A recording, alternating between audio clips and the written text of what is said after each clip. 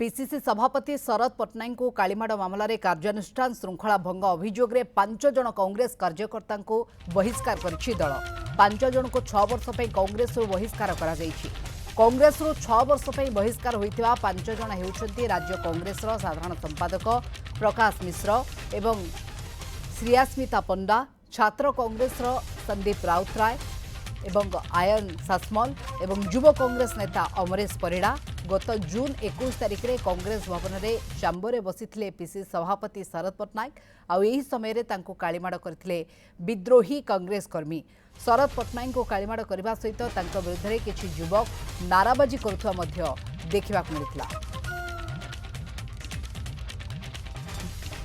जहाँ बड़ खबर 5 कांग्रेस कर्मी बहिष्कृत होइछन्ति। पीसीसी सभापति शरद पट्टनायक को कालीमाड़ मामलें ये कार्यानुष्ठान ग्रहण करा जाइछि। श्रृंखला भंग अभियोग में 5 जन कांग्रेस कर्मकर्ता दल बहिष्कार करिछि। बाबद अधिक सूचना पे आम सहित सरोज जोड़ी होउछन्ति।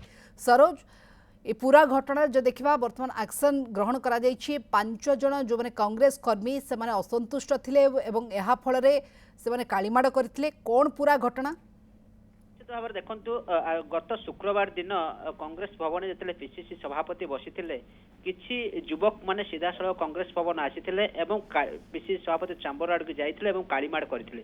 कालीमाड़ करिवा परे सीधा सड़क पीसीसी सभापति आकु नेइकरी थाना रे मध्य कैपिटल थाना रे मध्य मामला रुजु करथिले एवं कालीमाड़ किए करिछि काहेकि करिछि कोन आ पछरे कारण ताकु नेइकि मानस मंथन चलीथिला।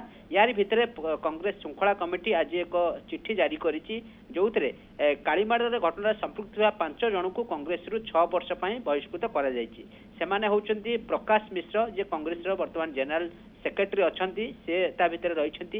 या सहित श्रियास्मिता पंडा जे जनरल सेक्रेटरी अछन्ति महिला कांग्रेस से 2 नंबर भाव में अछन्ति एवं 3 नंबर भाव में संदीप राउतराय एने छात्र कांग्रेस सेक्रेटरी एवं 4 नंबर भाव में अमरेश परिड़ा जे स्टेट सेक्रेटरी यूथ कांग्रेस युवा कांग्रेस जे सेक्रेटरी अछन्ति। या सहित आर्यन सामल एनएसयूआई रो सेक्रेटरी। एभली 5 जन को ऊपर दृढ़ कार्यानुष्ठान निया जाइछि। से फुटेज को जांच करा जाइछि एवं से फुटेज आधार रे ही एमान को ऊपर कार्यानुष्ठान निया जाइछि। प्रकृत कारण कोन काहे के से असंतुष्ट थिले ए बाबद रे किछि जाना पड़छि कि निश्चित भाव में जो कारण कथा कह जाउछि कारण हुए तो किछि नेता आंक पछरे निश्चित भाव में बड़ नेता हाथ थाई परे बोली चर्चा होउछि।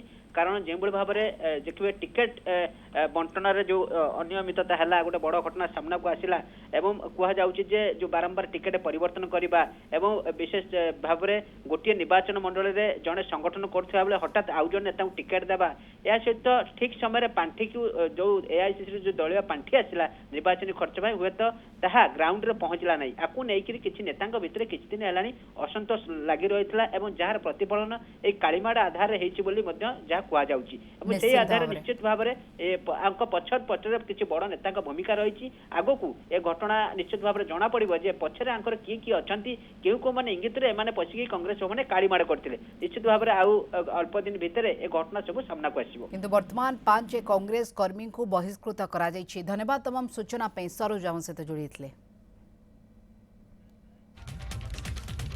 Geeta Autonomous College. Come and be a part of new learning.